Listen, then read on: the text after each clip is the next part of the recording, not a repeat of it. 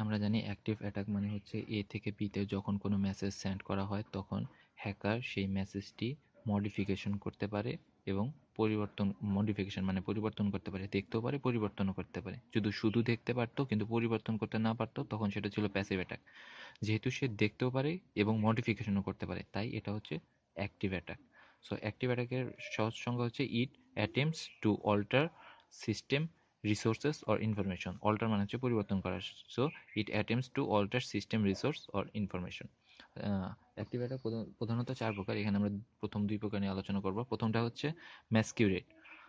ম্যাসকিউরেট হচ্ছে when one entity pretend to be another entity. এটা সহজ উদাহরণের মাধ্যমে আমরা বুঝতে পারবো। যে প্রথমে ধরে নিলাম এটা হচ্ছে রবি।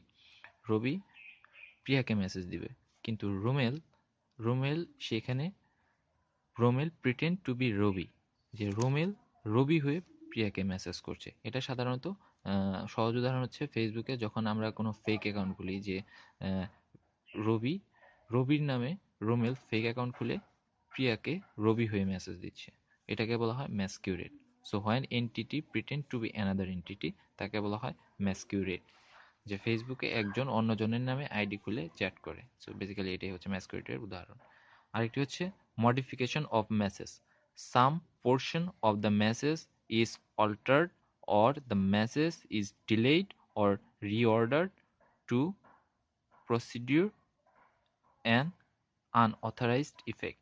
যেমন একজন সেন্ডার থেকে রিসিভারে যখন কোনো মেসেজ পাঠানো হয় তখন যদি অ্যাক্টিভ অ্যাটাক হয় বা মডিফিকেশন অফ মেসেজ হয়, তখন হয় সেই মেসেজটাকে অল্টার মানে পরিবর্তন করে দেওয়া হয় বা ডিলে করে দেওয়া হয়। যে আগামীকাল সকাল 10টায় মিটিং, এই মেসেজ পাঠানো হলো সেন্ডার থেকে, কিন্তু রিসিভারে যাওয়ার আগেই হ্যাকার সেই মেসেজটা নিয়ে আগামীকাল সকাল 11টা পর্যন্ত রেখে দিল, তারপর 12টার সময় সেই মেসেজটা পাঠিয়ে দিল।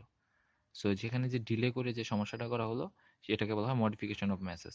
সো আমার সহজ একটা উদাহরণ হচ্ছে গিভ $100 টু জন। এই মেসেজটা হ্যাকার নিয়ে পরিবর্তন করে গিভ $500 টু মোনা এটা করে দিল, যে জনের কাছে না গিয়ে $500 অন্য আরেকজনের কাছে চলে যাবে। সো এটা হচ্ছে মডিফিকেশন অফ মেসেজের উদাহরণ।